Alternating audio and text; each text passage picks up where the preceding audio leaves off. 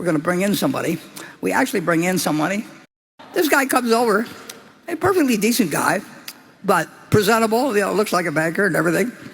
And of course, the first thing he wants to do, we've got this wonderful bank, but we got the crummiest looking building in Rockford. And we don't need a great building, we just need a great banker. And naturally, this guy wants to build a new building. And because we were the most profitable bank, but we didn't look like we were the most profitable bank.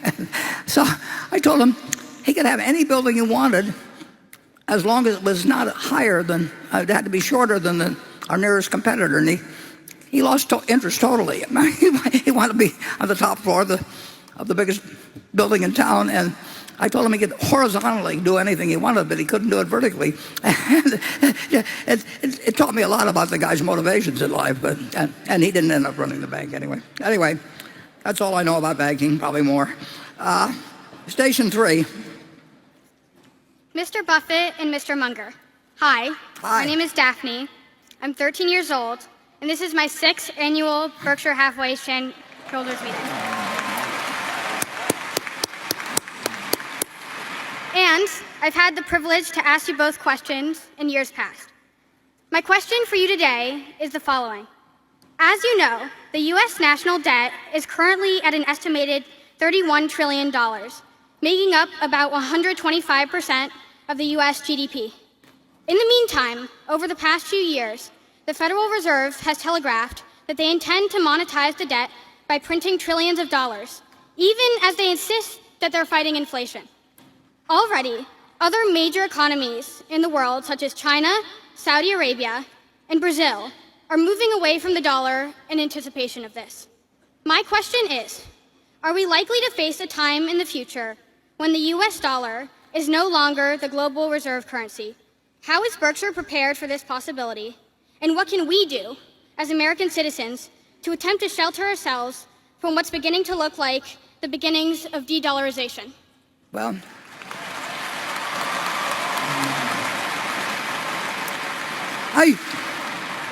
I should ask you to come up here and answer some questions. I mean, it's very interesting. I mean, we are the reserve currency, and I see no option for any other currency to be the reserve currency. And I think that nobody understands the situation better than Jay Powell. And but he's not in control of fiscal policy. And every now and then he drops a few hints. And there was no question that when the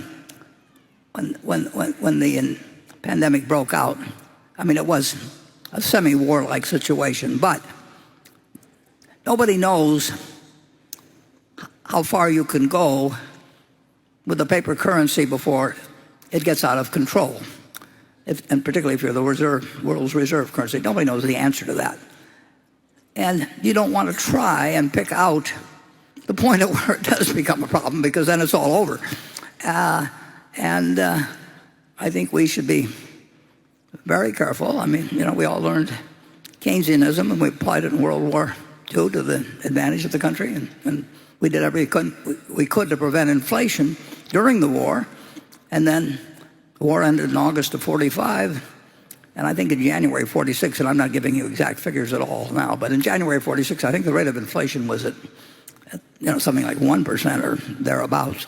And by the end of the year, I think it was at like 15%. And again, I'm doing this from long memories. But it's easy for America to do a lot.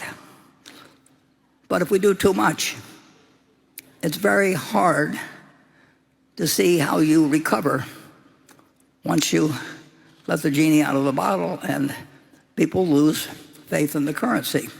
And they behave in an entirely different manner than they do when they feel that if they put some money in the bank or have a pension plan or whatever it may be,